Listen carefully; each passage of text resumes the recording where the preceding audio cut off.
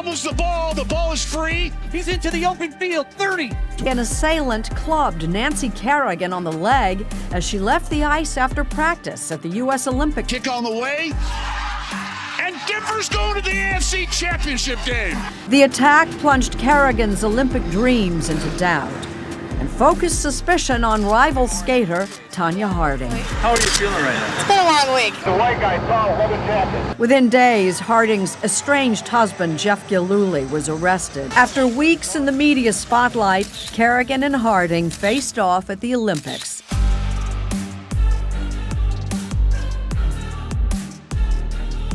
And another season ends in disappointment for Buffalo. The AFC Championship game is coming to Denver. The Bills versus Broncos playoff game was the most watched Saturday broadcast, not the most watched playoff game, most watched sporting event. It was the highest broadcast across all categories in 30 years. We haven't seen numbers like this since the 1994 Winter Olympics. And that's without one of the craziest sports stories of all time, drawing in interest and building up viewership. But the playoffs are now a media monster, which is crazy to me because they literally got here by mistake. This letter is nearly a century old, one of the oldest NFL documents we have today. It was a letter about why Bronco Nagurski, already considered an all-time great, had been left off of the All-Star team. This might have been the first snub in NFL history, but that ain't our focus. Our focus is on the dude who signed off on the letter. Because when you look at any of these old documents, there's one name that pops up over and over. Our story begins with Joe F. Carr. At 41, dude was handed control of a league that was trying to find its way out of baseball's shadow. But the NFL was so fragile back then. The league was always on the verge of collapse. Carr could go from 22 teams one season all the way back down to 12 the next. So what was the problem? Well, that's simple. Everybody had way bigger problem. Because while Joe was trying to build a football league, the nation was in the middle of the Great Depression. Banks were collapsing, businesses was going under, and jobs were disappearing at an insane rate. The iconic bread lines could stretch for miles, even wrapping around entire neighborhoods, as people would wait as long as it took to get a small piece of bread or a cup of free soup. But people need more than just food to survive. Bro, we also need hope and at times a distraction. And we know this today because every time the world is in a really bad state, media consumption goes through the roof. Look at these charts, bro. It happens all the time.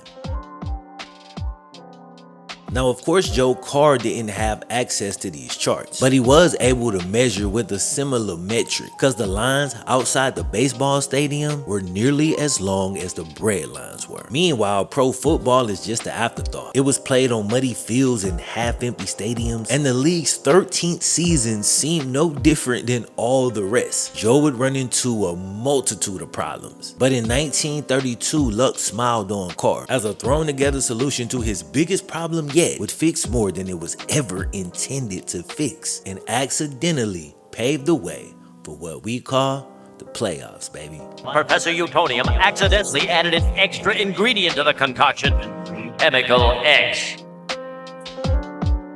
Thus, the playoffs were born. It's Rashid Shaheed. With Steve Shaheed breaks through. Williams drifting, sprinting for space, in all kinds of trouble, put it up for grabs the end zone. He got it for the touchdown. For the NFL's first 13 seasons, bro, teams didn't have an official schedule. Teams arranged their own games, played random opponents, and they wasn't even required to play the same number of games. During that era, some teams would play 18 games, while other teams would play like half of that. But despite that fact, when it came to league standings, the league only counted a single stat: win percentage. Just win, baby. But given the setup of the schedule, there was a massive problem with this setup. Under that system, a team that played just 7 games and goes 6-1 would be ranked higher than a team that played 13 games and goes a sorry 11-2. And look, bro, these standings was everything, because before the league had a playoff system, whatever team had the best winning percentage at the end of the year was crowned the champs. So before we had the biggest sporting event every single year, the NFL champion was decided by a dude with a spreadsheet and a calculator. You take your 33 and a third chance minus my 25% chance, and you got an 8 and a third chance of winning at sacrifice. But then you take my 75% chance of winning if we used to go one-on-one, and then add 66 and 2/3%. I got 141 and 2/3 chance of winning.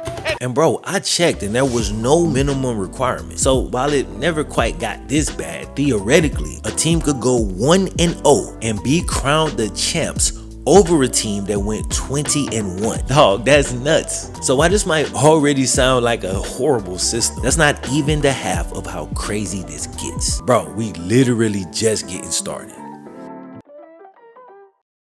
On the surface, it might seem like the teams who played the 20 games was at a huge disadvantage, but sometimes it was the other way around, since they had freedom to set schedules however they wanted. That 20-1 record might look dominant, but in the early NFL teams could play against non-NFL teams and still have it count towards their NFL record. Team could pull up to somebody's backyard and then play against a dad who's got 10 sons. And some teams would use moves like that to stack their record up with artificial wins. So in one scenario, bro, the Pottsville Maroons faced off against the Chicago Cardinals. Now both of these teams had 9 wins apiece. And again, at this time, wins are all that matters. So the teams face off and Pottsville wins. So that jumped their record up to 10 wins. And the Cardinals, who they beat, have no games left on this schedule. So boom, that's a season. So Pottsville should have been the rightful champs, but the operative words are should have been, because Chicago was somehow able to add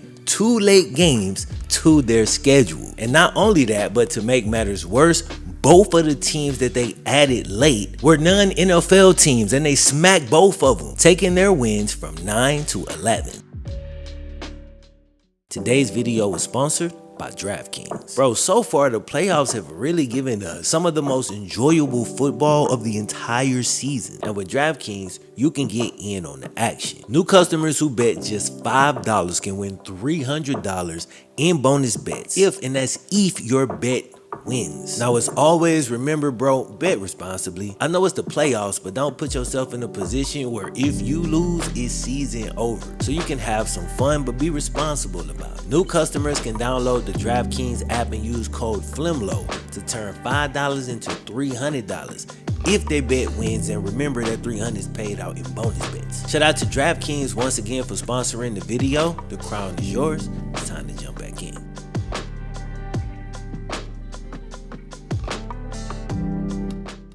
Now check this out, dog. We about to be talking about win percentages. And I'll admit, bro, that when I was going through this, my excitement wouldn't actually hit until after I'd gone through a whole bunch of numbers and then come back and put them in perspective. But once I did, I started to feel the weight of these games. Because once you understand what's going on here, you can feel the excitement as the stakes heightened. To get you in, let's focus on the Bears and the Packers, a rivalry that's still going strong 100 years later. That year, both teams played 14 games each. The Packers won 10 games while the Bears won 7. Still, the Bears were higher in the standings. And you might ask yourself, how is this possible? I mean, if winning percentage is the only thing that matters, and both teams played the same number of games, wouldn't that mean that the team that won more games would automatically be ahead? That would be the case if not for a final rule that completely broke the NFL standings. When they calculated a team's win percentage, they completely ignored all the ties. Let's take a second to think about the ramifications of that. Technically, you could schedule 20 games, only win 1 and tie 19 times, and your win percentage would still be flawless. This is yet another hypothetical scenario where a 1-win team can be the league champ.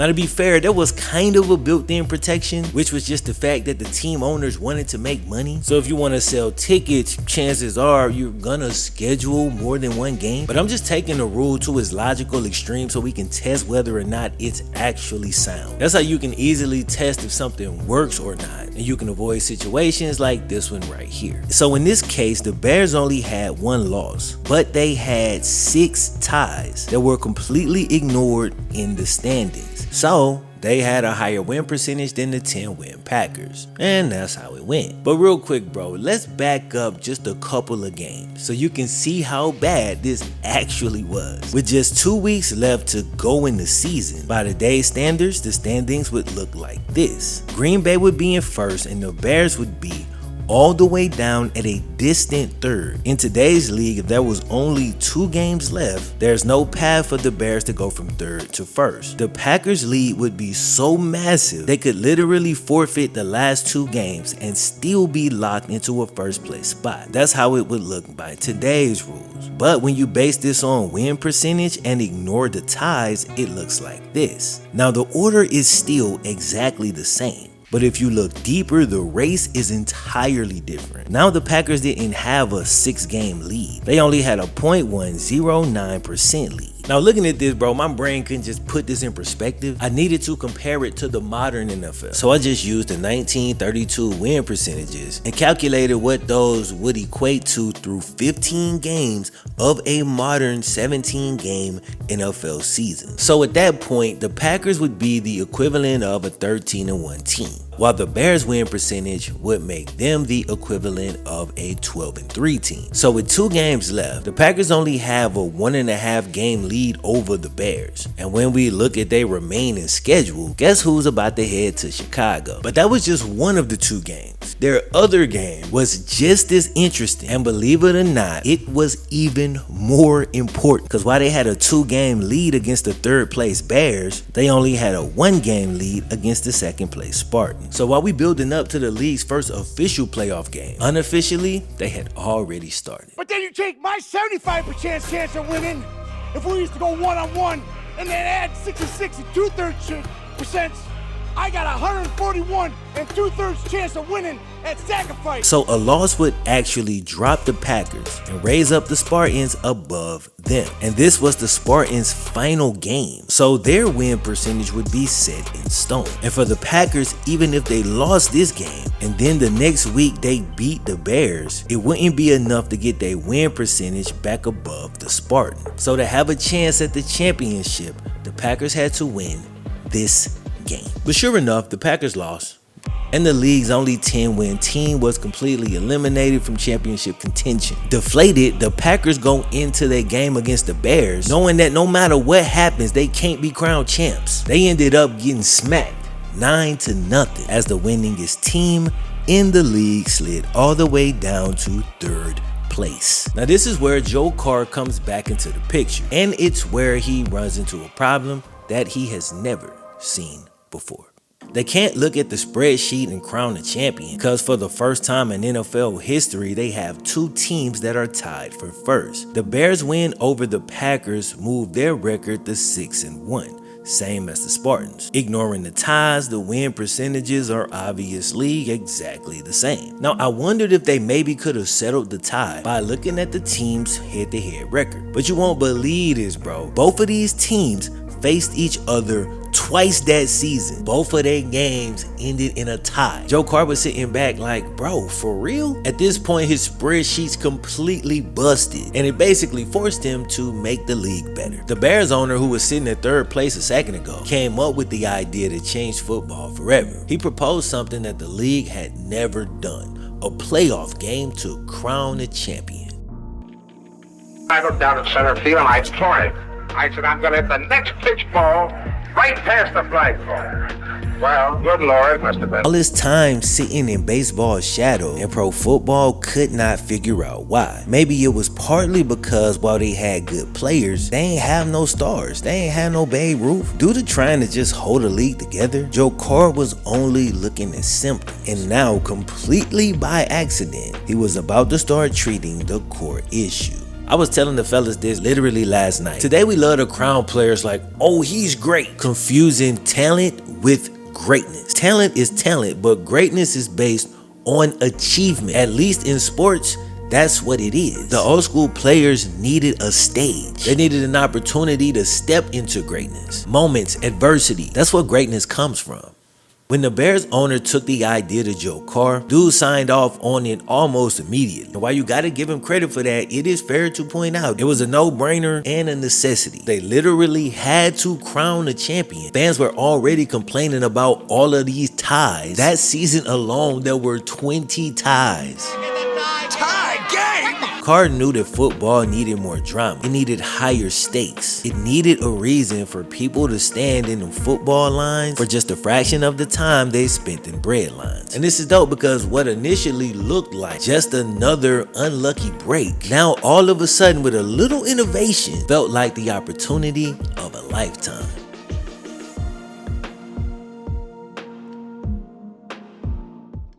A week later, the NFL had its first ever postseason game. A brutal snowstorm made Wrigley Field completely unplayable. So Carr made another last-second decision that the game would be moved indoors. They moved the game into Chicago Stadium, a building made for hockey and circuses. 1 week before, they had actually hosted a circus. And when the circus performers packed up and left, they didn't exactly leave the building spotless. Bro, they dumped 6 inches of dirt and tan bark over a concrete floor and made the NFL's first horrible turf. Making matters worse, the dirt field that would be played on by the Spartans and Bears a week earlier was walked on by real lions, tigers, and worst of all, elephants. And they left a little something behind. So elephant dung was scattered throughout the dirt and wood chips all over the field. The result was playing on a surface that players would later end up describing as filthy, slippery, and horrible smelling. All that complaining we was doing about the MetLife turf, then you read this and be like, bro, we kind of got it good. Multiple players and fans who were in the stadium that night remembered the smell as the most unforgettable thing about the game. But as far as the fans, by the time they could smell it,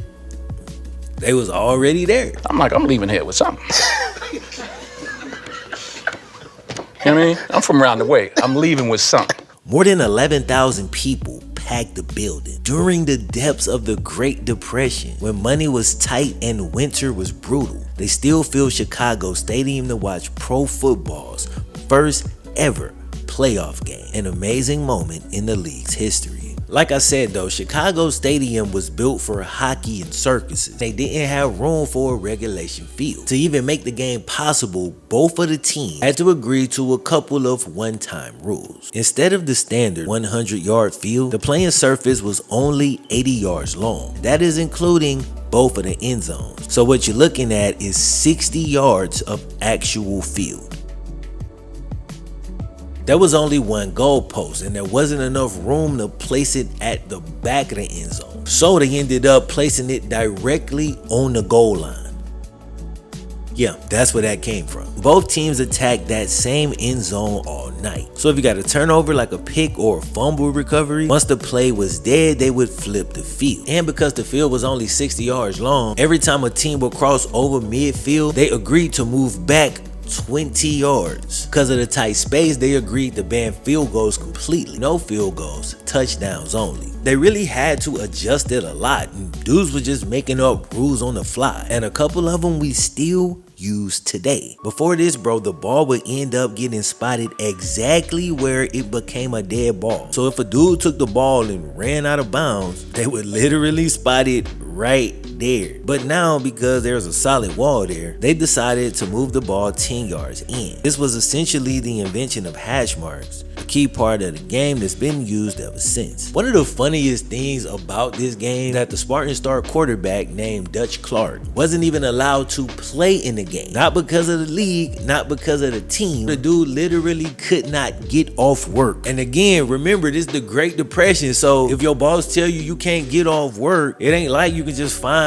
another job, and the league was obviously not paying worth nothing. Despite the absence of their star quarterback, the Spartans battled against the the Bears. The game was pretty uneventful as it was 0-0 for 3 quarters. But with just under 5 minutes left, the non-all-star Bronco Nagurski ran out of the pocket on 4th and goal and threw the game's first and only touchdown pass. The Spartans was hot because the rules at the time said a passer had to be 5 yards behind the line of scrimmage. They argued that dude wasn't back far enough, but upon further review, the ref said that he was. It's funny to see that all the way back at the beginning, playoff games were decided by controversial calls. It's in the foundation.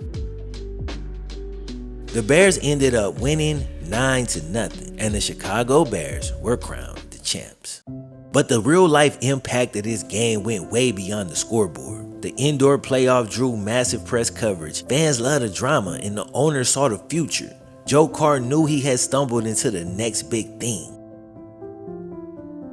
That offseason, they made sweeping changes. You can now throw a forward pass from anywhere behind the line of scrimmage. The league split into divisions, which helped with the standing, but it was still another 40 years before they started counting ties. A permanent championship game was created, and today it's become the largest annual sporting event, dwarfing the World Series, which would have seemed crazy in 1932. For some reason, they also kept that goalpost rule where they put the goalpost right on the goal line, and they kept that dumb rule for the next 40 years. Let's just forget about that one. But all these innovations came about because the standings were broken, as 2 teams that should have finished 2nd and 3rd usurped who should have been the rightful champ and ended in a tie, setting the path for the future of this great sport. This whole story is a great reminder of how to look for blessings in disguise. This is one of the best things that ever happened to the league, but at that time it was seen as possibly the final nail in the league's coffin. So flip them problems on their head and find the opportunity hidden in plain sight.